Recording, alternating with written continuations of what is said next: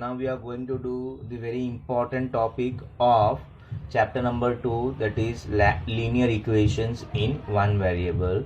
This is a question based on word problems to find the numbers कैसे identify करना है उसके regarding questions हम करेंगे. Today we'll start with question number 29. Now we'll start with 29th. Two numbers are in the ratio 8:3.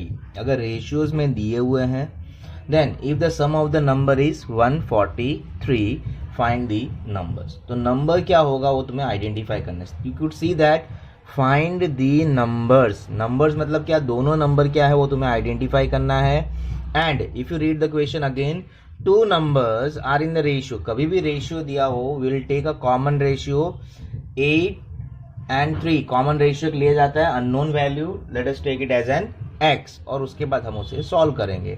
But next statement what it is given, sum, यानी कि दोनों number को अगर मैं ऐड करता हूं, so what will be the answer, it will be 143. So now will write and will try to solve it. Now from the question I have written this step. Now what it is given, we have assumed the number as 8x and 3x. Ratio दिया हुआ था, तो in ratio में मैंने x डाल दिया, तो जिससे ये रेशियो रिमूव हो गया. कॉमन रेशियो बोलते हैं उसे, right. So now we have taken 8x and 3x. Now according to the question, उनका अगर मैं सम लेता हूं, that will be equivalent to 143. कभी कभी क्वेश्चन डिफरेंस में भी आता है, तो इन दोनों का डिफरेंस लेना होता है, minus. So first minus second one, ऐसा रेशियो में लेना होता है. Now 8 + 3 is 11x is equals to 143. Now x will be how much, 143 by 11. यहाँ पे सबसे important क्या है, equation banana. If you are clear with the equation and if you have made the equation correctly, then you have solved how to solve the equations. Same way you have to apply the logic. Now here cancellation will be done and your x value will be 13. यहाँ पे हमारा question खत्म नहीं होता है. Question is that you have to identify both the numbers. So one number is 8x and another number is 3x. So what is the value of x now, 13. So 8 multiplied by 13, that is 104, and 3 multiplied by 13, that is 13 3s are 39. Now these are the required numbers. Okay, in this way you have to find the numbers. Okay, ये तो question का statement हमने देखा. By that statement we could relate it, we have made an equation and then we have identified the numbers. Now we will see the next question. Now we are going to solve the 30th question. What it is given, 2/3 of a number is 20 less than the original number. जो 2/3 है वो number का 20 कम है, 20 less है, okay, from the original number. So find the number. So now here no other numbers are there, only a single number we have to identify. So whatever to find, we will take that value as x and we will relate our question. So question को again read कर रहा हूँ. 2/3 of a number, यानी कि number को अगर मैं x लेता हूँ, so 2/3 will be how much, 2/3 x. So now we'll start the question. Now we'll start the solving. Now first step, we'll assume that number be as an x.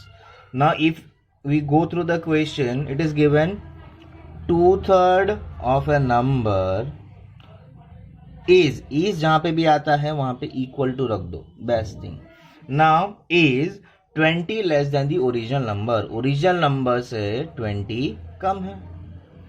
Now what is the number here, x. So it means it will be 2/3x is equals to x minus 20. This is not compulsory to write it over here. You can write it in the rough and then you can substitute directly over here. Okay, rough में करना so that आपको ये easy रहेगा representation के लिए. 2/3x, we know that all the variables should be on the left hand side, numbers on the right hand side. Now we'll shift this number. So 2x/3 minus x is equals to minus 20. ध्यान रखना negative. Now if I take the LCM over here, denominator will be 3, here it is 1, so this term will be multiplied by 3. ये सब solve आपने किया होगा already, इसलिए मैं थोड़ा स्पीड में इसको कंप्लीट कर रहा हूँ. सो 2x minus 3x minus 1x upon 3. is equals to minus 20. Now minus and minus gets cancelled.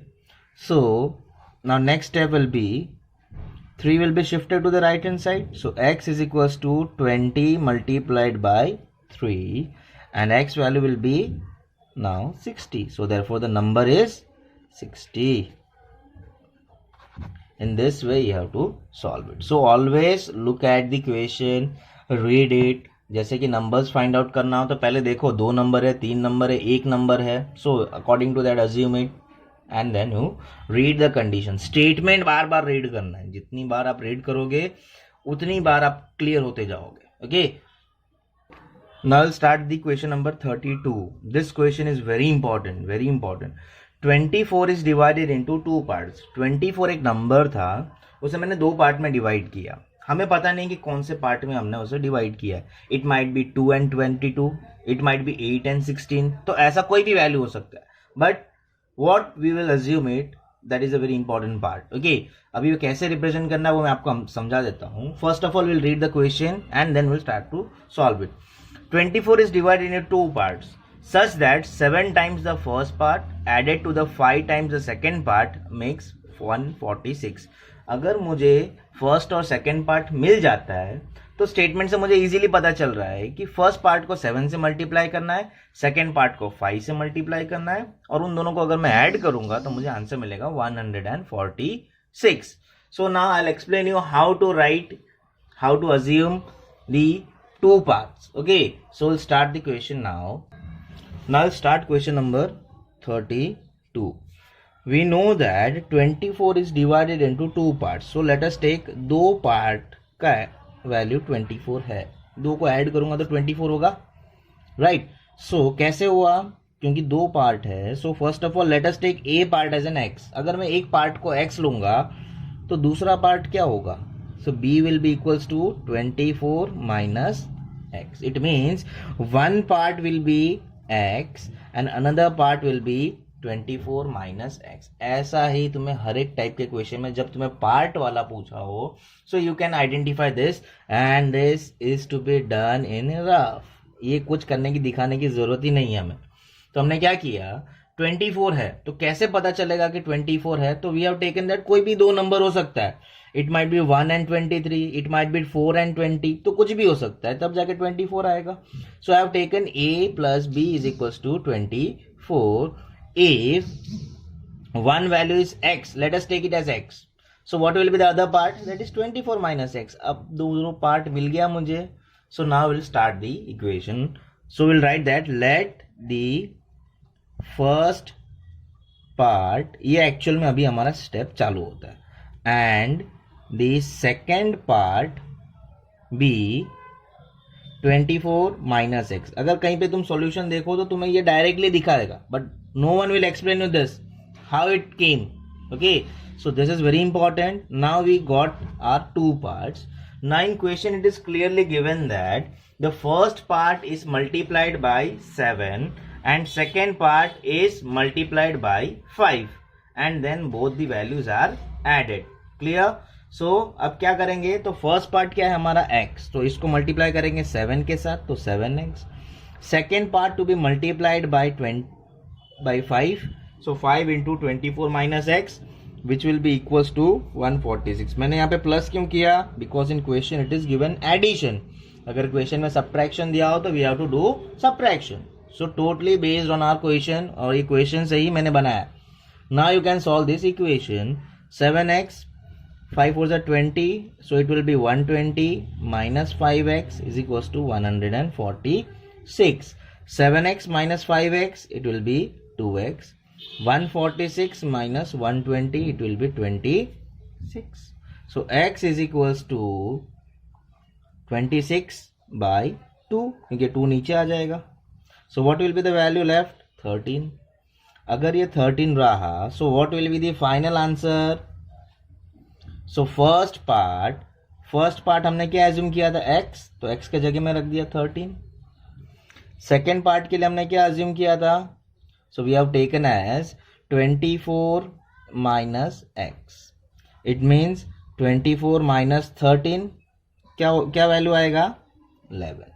So it means Our answer is one is first part is 13 and second part is 11.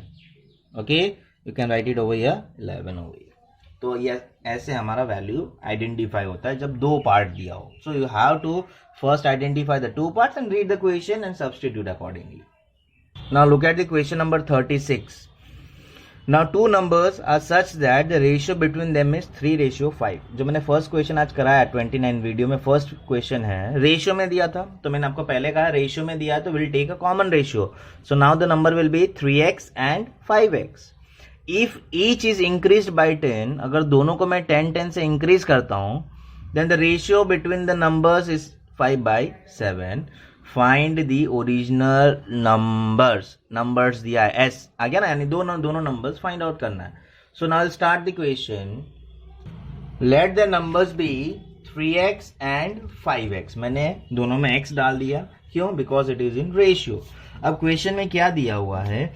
If each is increased by 10, अगर दोनों को मैं 10 increase कर देता हूं और उनका ratio लूं, ठीक है? तो रेशियो मतलब क्या? डिवीजन में आता है, एक न्यूमरेटर और denominator. So first one will be on numerator जब 10 इंक्रीज किया.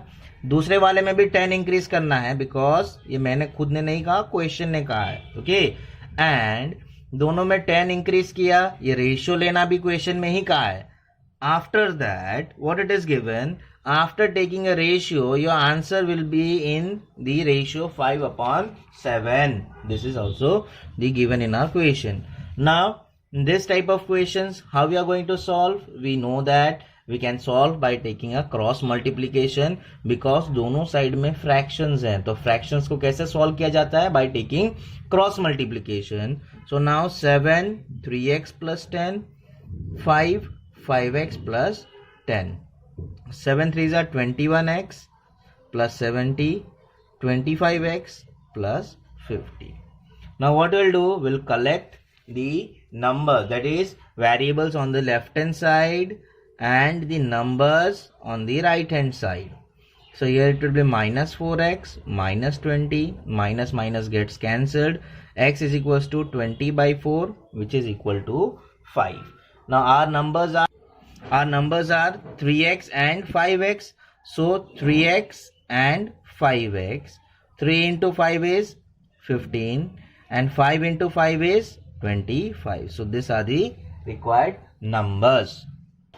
Our next question is 37th.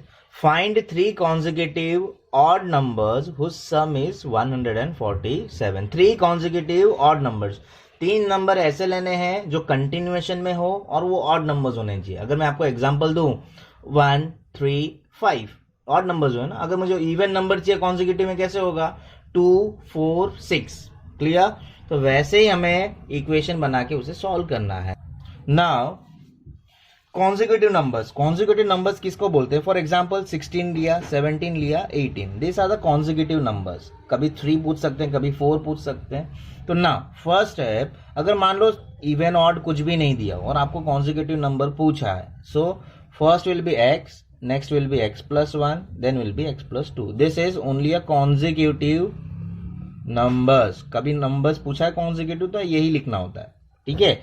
अब मान लो इवन नंबर पूछा हो कॉन्जिक्यूटिव, तो we have to take a multiplication of 2, because even number तभी डिसाइड होता है कि अगर मैं इवन नंबर्स ऐड करते जाऊं. If any variable multiplied by 2 then it will be even number. अगर next even number find out करना हो तो अगेन इवन नंबर ऐड करते जाओ. Next even number find out करना हो तो अगेन इवन नंबर ऐड करो. उसके साथ 2x के साथ 4 ऐड किया, 2x के साथ 6 ऐड करूंगा. अगर मुझे ऑड नंबर फाइंड आउट करना हो तो ऑड नंबर के लिए क्या होता है? Even number plus 1, even number plus the next odd number. So 2x plus 1 करूंगा तो क्या होगा? मेरा पहला ऑड नंबर होगा. 2x प्लस 3 करूंगा तो दूसरा ऑड नंबर होगा. एंड 2x प्लस 5 करूंगा तो तीसरा ऑड नंबर होगा. और यही क्वेश्चन में पूछा है, find 3 consecutive odd numbers whose sum is 147. ये हमारा कॉन्जिक्यूटिव ऑड नंबर्स हैं. तो कभी भी तुम्हें ऑड नंबर स्टार्ट करना हो तो you start with 2x plus 1, 2x plus 3, 2x plus 5. अगर 5 पूछा होता तो +7 +9 भी आता. यहाँ पे सिर्फ 3 पूछा है, इसलिए हमारा ये तीनों 3 value.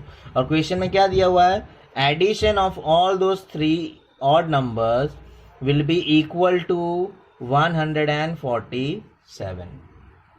2x plus 2x plus 2x 6x, 3 plus 1 4, 4 plus 5 9 is equals to 147. 6x is equals to 147 minus 9. I think it will be 138.